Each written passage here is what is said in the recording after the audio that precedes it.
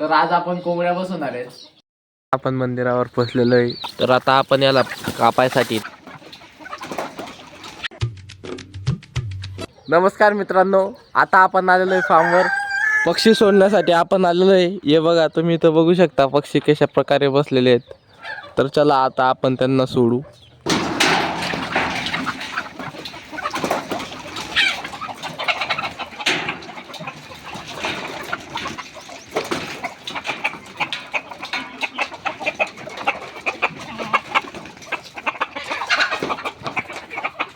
आता आपण भाजीपाला आणलेला आहे.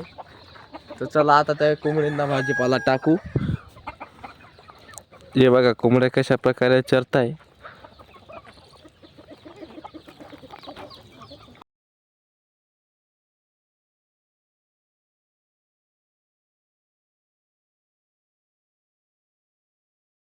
तर आता आपण याला कापायसाठी इथं टाकून घेतलेलं आहे.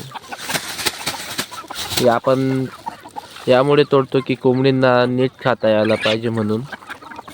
तर याला आता आपण तोडून घेऊ. तर अशा प्रकारे आपण याला तोडून घेतोय.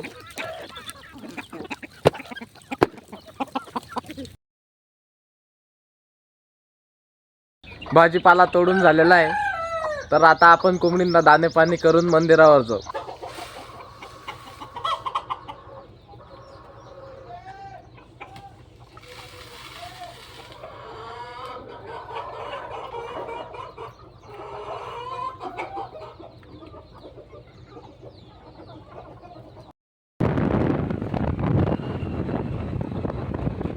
आपण मंदिरावर पोहोचलेलो आहे. हे बघा,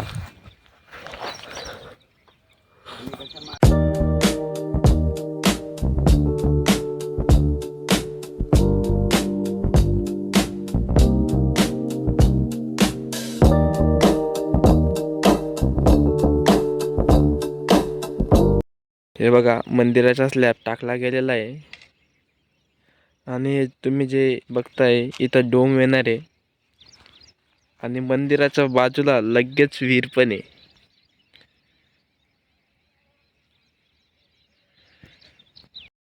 हे बघा, आता इथं मला मध दिसलेलं आहे.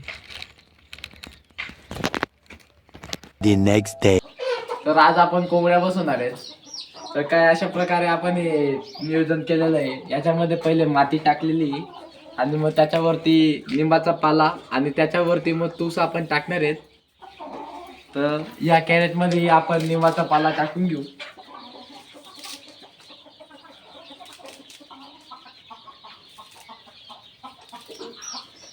तर आता आपण याच्यामध्ये हळद टाकणार आहे. हळद यासाठी की याच्यामध्ये बॅक्टेरिया लागायला नाही पाहिजे म्हणून.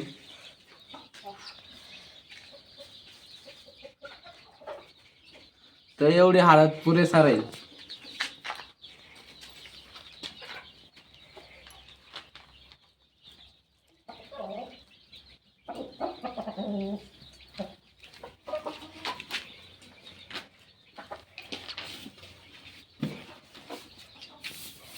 तर याच्यामध्ये आता आपण तूस टाकू.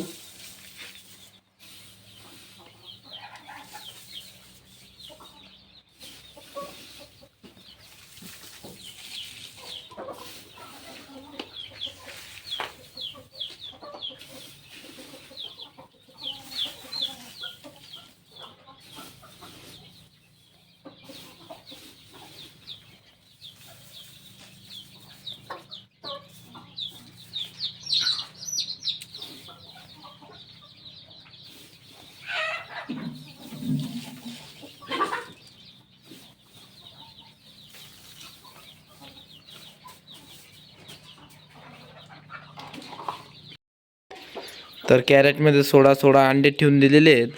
तर आता आपण कोंबड्या आणू अंड्यांवर बसवण्यासाठी. बघा, या कॅरेटमध्ये खुडूक कोंबडी बसलेली. त्याला आपण तिकडे अंड्यांवर बसवण्यासाठी घेऊन जाऊ. कोंबडी आणलेली. तर आता आपण हिला अंड्यांवर बसवू. तिला थोडा वेळ लागेल बसण्यासाठी, पण ती निश्चितच तिथं बसून जाईल. तर हे बघा, आज आपल्या फार्मवर एका कोंबडीला न्यूरोलॉजिकल फॉल्ट हे झालेलं आहे. म्हणजेच त्यांचं रक्तपुरवठा पूर्णपणे होत नाही, म्हणून त्यांचे पाय कमजोर पडतात. त्यांना चालायमध्ये थोडी अडचण येते. त्यामुळे जे बघा तिला नीट चालता येत नव्हतं, म्हणून सर्व बाकी कोंबडींनी तिला बघा कशा प्रकारे टोचून टाकलेलं आहे. हे बघा कसे टोचायला. व्हिडिओमध्ये आपण ही कोंबडीवर काय उपचार करू हे तुम्हाला दाखवेल आणि पुढच्या व्हिडिओमध्ये आपण शेळ्याही आणणार आहेत. तर भेटू पुढच्या ब्लॉगमध्ये. बाय.